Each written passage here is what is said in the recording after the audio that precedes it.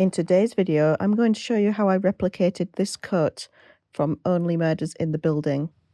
This is from season 4 and it's worn by Selena Gomez's character Mabel. If you saw this jacket and loved it, hopefully this will help you make your own too. In order to make the patchwork coat that Mabel wears in season 4 of Only Murders in the Building, I had to choose a pattern. So I've gone with the Barra Studio Thea jacket. The reason I chose that one is because it's pretty straight. It does have dropped shoulders slightly, and I am going to keep those in the pattern because I'm not going to adjust that. But generally speaking, it kind of has that simple look that I was going for, and I'll be able to color block it quite easily. So what I've done is I have printed out the line drawing from the pattern, and then I figured out where I want the color blocking to be. And so things like the collar and the cuffs are going to be in one wool, which I'll show you the fabric once we've got the pattern ready. And then I've also changed the pocket bags for the top. And yeah, I'm just kind of marked on where that color blocking will happen based on the photograph. On the Named Clothing website, they have like pattern adjustments and stuff, and one of them is how to eliminate a back yoke, and also the one underneath that was how to eliminate back yoke with a pleat, and that's what we're doing here. So I've cut off the centimetre from the bottom of the yoke, and I've marked on the centimetre from the top here, because if we don't take out that seam allowance, so 2 centimetres in total, it will be like longer than it needs to be. We will be adding seam allowance, of course, for the colour blocking later, but let's just get the yoke right first, and then we'll worry about the colour blocking after that. They mention how your yoke is kind of doing the job of like a back dart, where it's kind of, you know, shaping the back, then how to transfer that into a shoulder dart. I think I don't need to do that in this case because it looks pretty straight. So what I'm actually going to do is just match it up at the arm side, and then I'm going to have to add an extra piece of fabric here. I'm just going to move this from underneath so that I can extend this neckline, and then what we're going to do is move this pleat to the neckline. So you still have the pleat in the back as intended, but it's going to take the excess fabric from the neck instead of like part way down the back. I like to use washi tape, and that is because you can see through the lighter colours. It's just paper, you can tear it, and then if I decide to make this pattern again in the future, because of the way I store my patterns and fold them up, I kind of iron the patterns again to use it, and I don't want like a plastic based tape that's going to stick to my iron. So I'm just going to match them up at the arm side, make sure that that cut line is meeting the drawn line to eliminate that seam allowance, and then I'm just going to tape it down. And then once I've done that, I now need to address this section here. I'm just going to grab some scrap paper and then put that underneath, and then I can kind of match up the lines if I want on the grid of this paper, and then if it looks straight in both directions, I know I can kind of just tape that down. You don't have to use square paper. One other thing I should mention is I have already marked the first half of the pleat because it's underneath the washi tape and it was on the seam allowance that I'm now covering up with the yoke. So I did in advance mark where that would be by kind of laying them on top of each other and then kind of figuring out where that would be. But I do still need to mark the other side. So tape that down, and then I'm going to just cut along here, and then I'm going to cut the paper flush as well.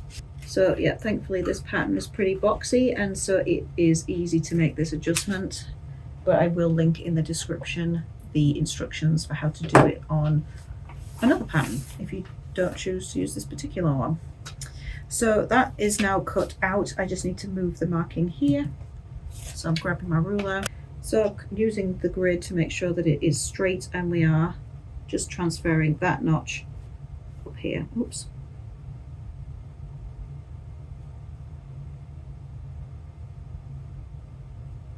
I have my 2 pleat marks here and here.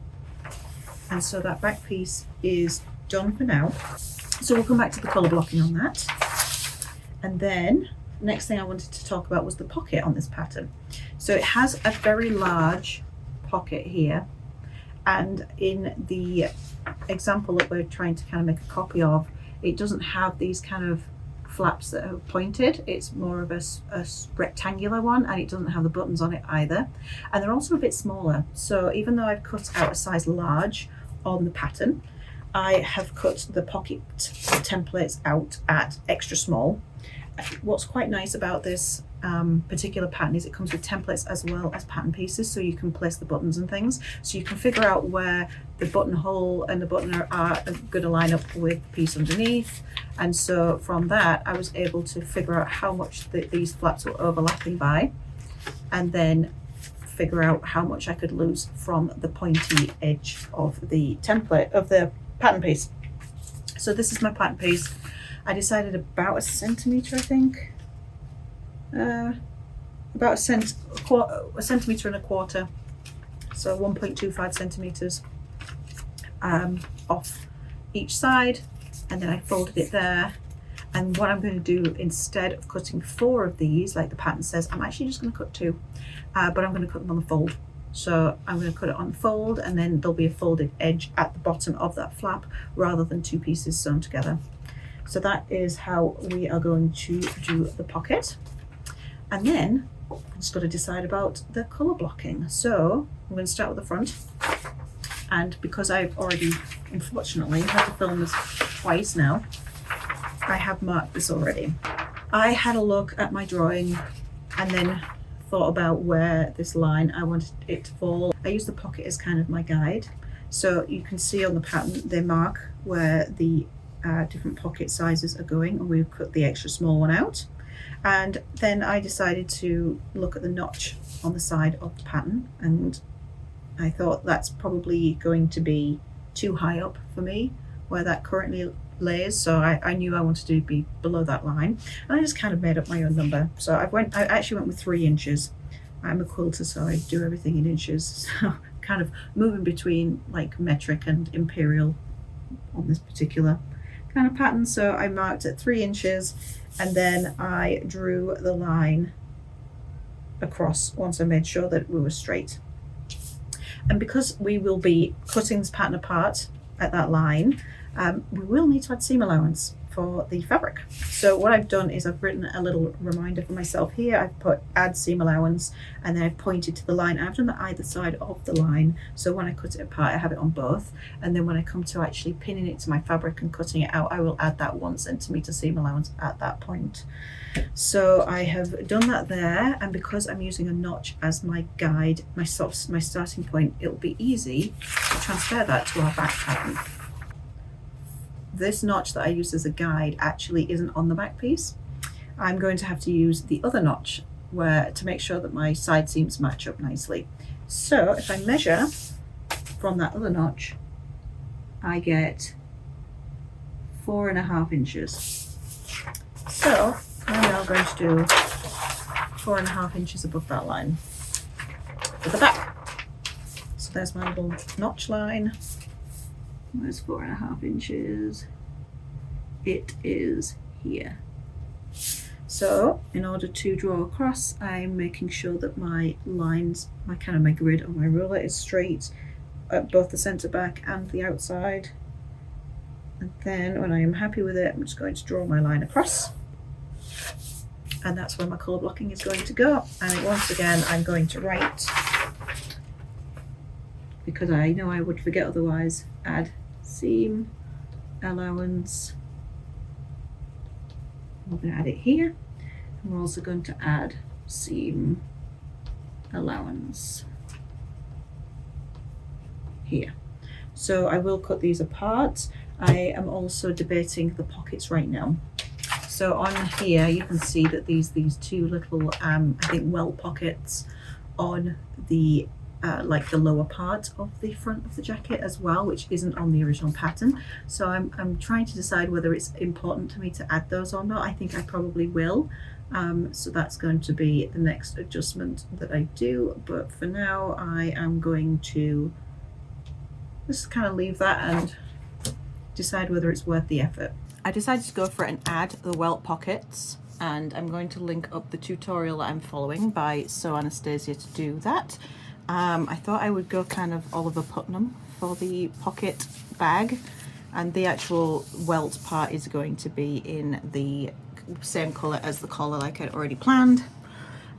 So what I've done to decide the placement is I drew a line from where I've decided to kind of colour block down to the notch, just to give it a kind of an angle, and it just looked like a decent angle, so that's why I chose that one. Then I measured down 2 inches and drew another line, and this is going to be the top of the welt pocket because I didn't want it too high up. And then the pocket I'm making is going to be 3/4 of an inch deep in terms of the opening. The tutorial I was following says 1/2 inch, but I'm going a little bit bigger because it's a coat and it's got quite thick fabric. And so I measured down again 3/4 of an inch to give me that top and bottom line. And then to decide where the sides are going to be, I measured 3 inches in from the edge. So I went from, I think, this top line, measured 3 inches. Let's double check that. Yeah, I did. And then I drew a perpendicular line, and then I know that this is going to be a 6-inch wide welt, so then I just measured 6 inches from there to here, and that is where the welt pocket is going to be. And so what I need to do when I cut this out is just kind of mark the placement of that, and I will probably do that on the wrong side just with a marker pen, because I'm going to add a touch of interfacing there, even though it is wool and I probably don't need much. I'm just going to put like a lightweight piece of interfacing behind the box that's going to be eventually cut out. So this is actually going to get cut. So I will need to know where each of the corners are so I can join that up and make sure it is how I want it to be. And now, since I've made that decision, I'm going to cut the panels in half. This is the front, obviously, I guess, because the pocket's there. I'm going to cut and do the same on the back, so I'm just going to cut across this line, and then I'm going to get my fabric out, and hopefully I have enough for the plan. This is super important, I forgot to mention this, but with the back piece on the original pattern, it's a cut on fold, and of course, because we're piecing the back, we don't want that. So I've already cut along my line where I know I need to add seam allowance, but I'm actually going to have to add seam allowance to the center back area as well, because I'm going to be cutting 2 separate pieces. So in order to not forget that, I'm also going to just write on here, add seam allowance to that center back. And then I'm going to just change the instructions on here where it says 1 fabric on fold. I'm just going to cross out 1, I'm going to write 2, and I'm just going to cross off on fold. And that'll just help me remember what I'm doing. And then this part I've just labeled back bottom because I've got back top. And I'm going to write add seam allowance on this piece as well. So here's my fabric choices. I have just a quilting cotton that I pre-washed that I'm going to use for the pocket bags. I have these wool blends, and I have actually pre-washed them, so I know that they can be machine washed. I just didn't dry them in the dryer. The top 3 are from Fabricland, and so they're kind of all apart the same range, I think, a little bit softer than the one I have on the bottom. This bottom one, so you see the colours together. This bottom one is dead stock fabric, and it's from Blackbird. I also pre-washed this, but it does have a different feel to it, and that's possibly because I got a lot of dog hair on it. Tried to lint roller it off, wasn't really working. Tried the whole like rubber glove, also cutting board mat scrapery thing, and then it piled up really badly. So I had to get a fabric shaver to it, and I don't know whether that's kind of changed the texture of it, but it doesn't have dog hair on it anymore. So this piece is 1 meter. I'm hoping I bought enough because the brown is the most predominant color, because it's all the sleeves apart from the cuffs, and then the longest section on the front and back, so like the bottom half. And also on pockets as well, the top pockets. So kind of a lot of fabric there. A little bit concerned about that, you know, as is traditional. On this channel, I've made things before where I've had to reorder fabric. And then these ones, the kind of the lighter brown and the red, I got 0.7 meters. So I'm feeling good about those choices. And then this one, I think I just got 0.3 because at the time I thought I was just doing the collar, and then I remembered I also have the cuffs and the top of the welt pockets. So I think that'll be enough. These ones I'm less worried about if I don't have enough, because I can go to Fabricland and get some more. With the dead stock one, I'm going to cut that one out first, because if I desperately need more, I can quickly reorder it before it sells out. So looking at my picture, I know which pieces I need to cut out, but I also need to pay attention to which way round I cut them out, since it's not going to necessarily be a mirrored image. So for the back, I have this piece, and if I look at this, I need to cut it with the print side down onto the right side of the fabric, so that it's the right way around. And then on the front, I think I need to do the same. Yeah, I do. I need to cut it the other way around. And what I'm also bearing in mind is I need to make a facing as well for the placket area, but I don't know which fabric I'm going to use yet, because it just depends what I have left over, because it's patchwork after all. I think if possible I want to make it out of this brown, but if it's not possible because I've used it all, then I'm not going to worry about it and I'll choose something else. And ideally, I should probably iron it as well, but I'm not gonna. So I actually need 2 sleeves the same, and so I could fold the fabric for the sleeve. Let's see what it looks like if I fold my pieces down. And then I need 2 of this actually, so that also could be mirrored on a fold, sorry. I think what I am going to do is, and I have got enough fabric, I'm going to cut these 2 pieces out individually first. And then, so I'm going to cut my fabric in half, and then I'm going to fold it and just do the sleeve part next.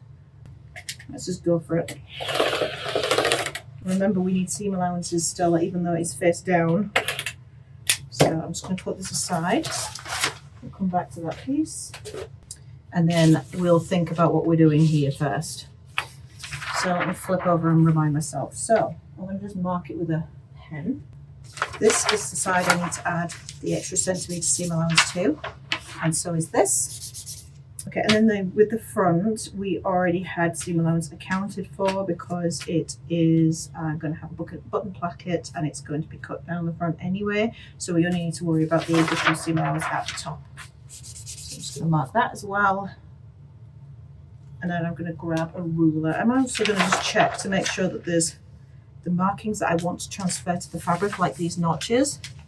I have them on the other side, so I just kind of mark them like this, so that when I flip it over, they're in the same spot. I'm going to do the same here as well. Looking at here, I don't see any other reason to need to mark, because there's no dots that need darts or anything like that. Let's just check this one. Okay, so I've got 1 notch here to make a mark for, so that's even less. Okay, so when I flip these over, I now have my plan. I've got my notches to make here, here, here, and here. And then I need to add my extra 1 centimetre seam allowance to here, here, and here. And then everything else is going to be cut flush with the edge of the fabric. You can get these little disc things that you can like run along the edge of the pattern to add seam allowance. I don't actually have any of those, but you know, if you want to get me some for Christmas. So what I'm going to do is I'm going to cut out the 2 edges that I don't need to add seam allowance to first, and then I'm going to keep it kind of either weighted or pinned down, depending on how I feel about this fabric as I'm working with it. And then I'm going to use my ruler, and I'm going to add my 1 centimetre using this, because this is a centimetre as well as here.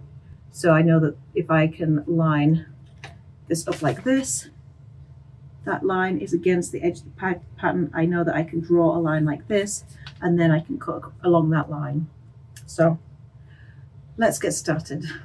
So I completely forgot that actually I do have markings on the front that I need to transfer to the front bottom for the welt pocket. So I've just put a hole in there with a little stiletto so that I can find it. I also need to mark which is the front, because it's double-sided and I don't want to sew the wrong piece in the wrong place. So I'm just going to stick a piece of tape. This is actually a bit stickier. This is like the Scotch brand washi tape. It is a bit more plasticky. so I don't really use it very much, but it will stick to this wall better, so I know that that is the front. And I need these markings for the welt transferred to the back. So let me flip my fabric over, and I'm going to just put my template over the top, bearing in mind where I've written add seam allowance. I'm just going to line up the bits like this, and then I'm just going to get my fabric pencil, because these chalk pencils are really good, and I'm just going to mark those dots. I'm just going to join the dots on the back so you can see where the opening will be, and I'll just show you it once I've done that. So yeah, that's what it looks like on the back, and then I've just got my tape on the front, and that's just, I'll remove that as I work. Probably once I've put the panels together and I've sewn the top part to the bottom part, I won't actually need that tape anymore. I've got everything cut out, and there were some additional pieces to cut out for the welt pockets as well. So these are the pocket bag pieces. I have two of those, so I have two pockets, and I cut them 7 inches wide by 13 inches tall. And if you have a pattern, that's kind of important, because you're going to fold it like this, and you might want the pattern to be the right way up in the pocket, and you might not want it sideways, so just be aware of that when you cut it out. This is Hank. Hi Hank.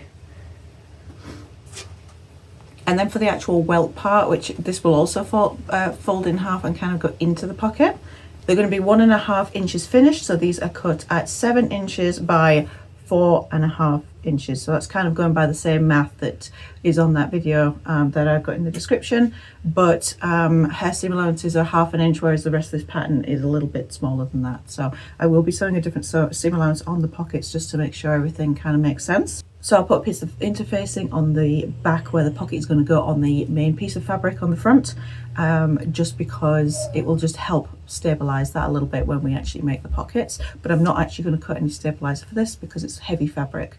If you were using cotton, you probably would want to have a piece of interfacing on these too. This is the pile of all my bits cut out. So these ones, for example, are my 2 back pieces. I've just clipped them together so that I know which piece is which, since we've got quite a lot of moving parts right now. These are the 2 front pieces because they have the pockets on. And I've marked where those pocket placements are going as well on the front of the fabric.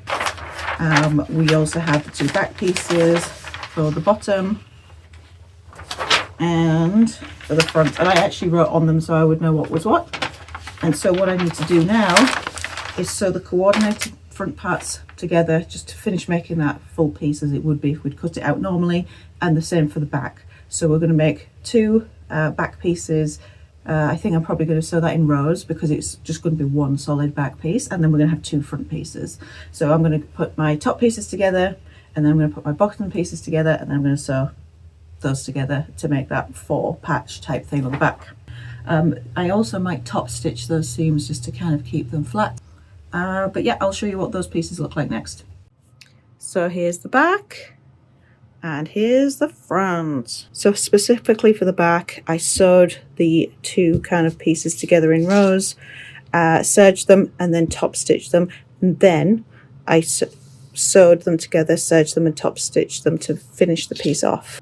And that was just so that these top stitches lie nicely and the thread is on the inside, and it all kind of lays flat because I could put the seams either way. So the next stage for me, I think, is going to be the welt pockets. I'm not going to film this bit just because there's already a great tutorial about it, but I'm going to take these fabrics and I'm going to apply them to the 2 front pieces. Then if I mess it up at this stage, then I just have some seams to unpick and I can cut new pieces out if I really need to. So I will show you what that looks like after I've done it. I ended up making a test welt pocket on scraps, and that turned out to be a good exercise. I was just kind of testing whether I needed extra interfacing and that kind of thing, and the 1 layer of interfacing over the hole is the right amount, so it's like a medium weight that I got. And also it helped me test the wool, make sure it wasn't too thick, and I think it'll work.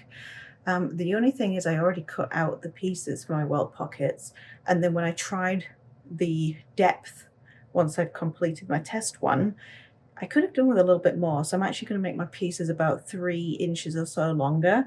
So I've just put the rest of the fabric in the washing machine so I can pre-wash it. But yeah, so the actual measurements, if you're going to make the same as me, I made my opening 3/4 of an inch wide instead of 1/2 an inch wide. I'm quite happy with that decision. So the pieces you will need if you're following along with the Sew Anastasia video are 1 piece of interfacing and 1 piece of welt fabric measuring 7 inches by 4.5 inches. And then the pocket bag is going to be 7 inches by 16 inches. I originally did 13, so I've added 3 on there. And that's with a 6-inch wide welt, working with a 1/2 an inch seam allowance. So that's where I get those measurements from. So I'm still, even though the pattern is 1 centimetre or 3/8 of an inch-ish, I made the welt pockets following the seam allowance on Anastasia's pattern. The other thing that this exercise has led me to realize is because I have those welt pockets, I kind of want a lining now because I don't want to be able to see all of the kind of the interfacing and clipped bits and what have you on the welt on the inside. So really I didn't need to finish those seams that I already made when I was patching the jacket pieces together. I'll probably have to stick those pattern pieces back together, and then I think just kind of attaching it with the facing at the front will make sense. But I have bought some Bemberg lining in red to do that with. It's turning into a bigger project than I expected, but I think it's going to be good. Okay, so I'm going to cut out my lining for this now. So what I've done is I've taped the pieces back together again. So this is the back piece. It's going to be cut once on the fold. I've still got my yoke attached to the bottom, but what I need to do is take this pleat out. So what I've done is I've just marked it all the way down from the notches, all the way down to the bottom. And then what I'm going to do is I'm going to fold this line over to meet this line to make a new pattern piece. So basically I'm going to be cutting a piece of lining that goes up to this line plus this bit here. And I won't need to worry about seam allowances because with everything being stuck back together again, it should be correct. Okay, so I have pockets. I've done these welt ones and I've done these top ones. I realized as well that the original one from the show is kind of just like a slip pocket and it's just got like a red strip at the top, so it would have made it lay flatter if I'd done that, but it's already sewn, so I'm just going to keep it the way it is. I'm onto the buttons now. So I have I've got the facings sewn on either side. The facings are sewn on, and I've also top stitched the side where I'm going to put the buttonholes just so it lays flat while I do it. I think she recommends doing that after you've done the buttonholes, but I've done it ahead of that because I think it'll be easier for me to work with the fabric this way. So in terms of the buttonhole placement, I've tried two different things. I tried the template that was provided, and for my buttonholes they needed to be 10 centimeters apart.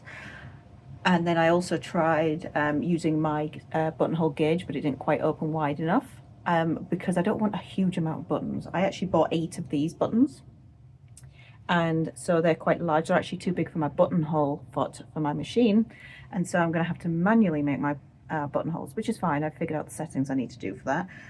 So I unpicked the first buttonhole I made and remarked it because I looked at the original picture again and I realized there aren't buttons all the way down to the bottom. It's just kind of just past the color blocking. So I've actually, instead of just having 1 button past the color blocking, I've made it so I have 2, and I've marked them on and I've measured them manually. So I've got 3 centimeter wide buttonholes for this large button, and it will be about the right size. If I go a little bit bigger, I think that'll be fine as well. So I'm going to just start just outside of my markings, and I'm going to see how I get on with that. Also, I realized that because I panicked that I didn't have enough buttons, that the cuffs are going to have red buttons. So I actually don't need that many. I've made 1, 2, 3, 4, 5, 6 buttonholes, and I bought 8 buttons, so we're good. I sewed the outside together to a point. So I've got my buttonholes in, which are through the facing. I've attached the collar. This is just kind of basted down to help me attach it later. I haven't hemmed because I'm going to do that when I've got the lining in. I haven't attached the cuffs, so my plan with the cuffs is to attach these last, and that will finish the seam here when the lining's in as well. So that's sewn together. I had to kind of skip a couple of steps to do later on. I also haven't sewn the vents up yet, these tiny little V's at the bottom. I'll probably do that with the lining as well. I'm hoping that was the right decision. And then I also sewed the lining. So for the lining, I cut one back piece. It was edited with that pleat taken out, and 2 front parts, and 2 sleeves. So it's all sewn together exactly the same as the outer is constructed. I just have to be wary of where my collar falls. I'm going to sew these right sides together and kind of sandwich everything in between, and sort of re-sew over that collar seam, and hopefully when I flip it out it'll all be neat and tidy, and then I can do the top stitching afterwards. I made a mistake.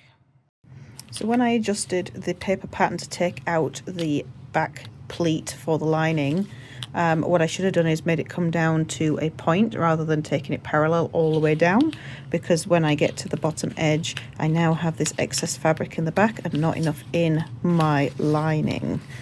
So I'm probably going to have to just kind of tailor the outside a bit so that it comes down into like almost like a dart, but kind of takes some of the side or some fabric off either side, which isn't ideal. But the other option is buying more lining and cutting another lining piece. And here it is, the finished coat. Ooh, I really like what I'm seeing over here. Mabel the investigator, stomping around in your patchwork trench coat, solving crimes like a millennial Nancy Drew. I'm really excited for our movie, guys. I feel like it's a bit long, so if you're short like me, you could adjust the pattern where the colour blocking happens, so around here. It also means my pockets are a bit low, so I could have definitely shimmied that up an inch or so and I would have fit that better, and the same with the arm length. So because this is a size large, it means that the sleeve length gets longer and that kind of thing as well. So this is the actual length of the sleeve if I fold it down. So it just kind of sits there on my hands. So it's not terrible, but yeah. This is the front. These pockets are flap ones rather than the original, which has just like a colour blocking on the pocket and it's just like a slip pocket. And here's the back. So the back is the same as the front in terms of where the colours are placed. And then if I undo it, you can see the lining. So we have the collar as well. It kind of sits quite flat, which is nice because they can be quite tricky to do. And I did have to do a bit of top stitching and kind of squishing the lining to make everything come together. So I also had to top stitch it a few times until it was neat enough to hold the inside edge together. I'll show you what I mean. I've got my lining in here.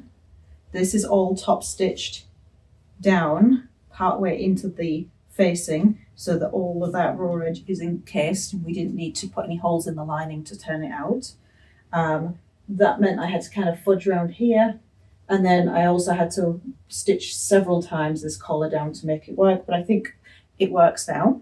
And also I'm quite happy because the collar lines up nicely here and also the colour blocking lines up nicely. So that worked out quite well. The lining goes all the way up to the cuffs, and then the cuffs, when I sewed them down, I sewed them to the lining and also to the outer fabric. So the cuffs were like the last stage before obviously sewing the buttons on.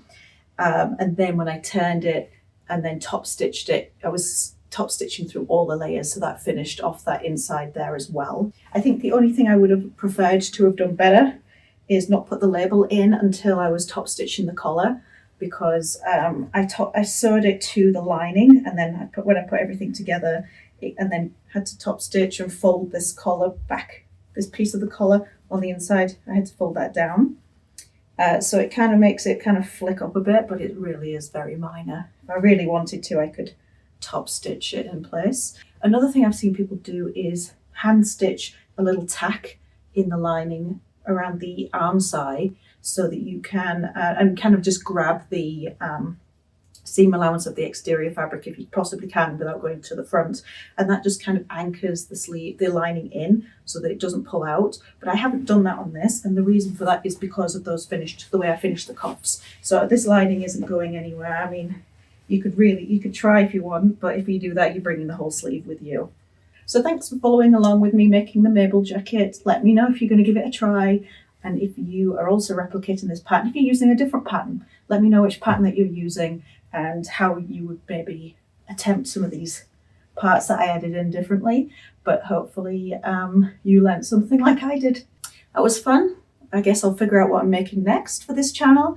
And if you like this kind of content, please subscribe to the channel. And if you like the video, just give me a thumbs up. That would be great. All right, see ya.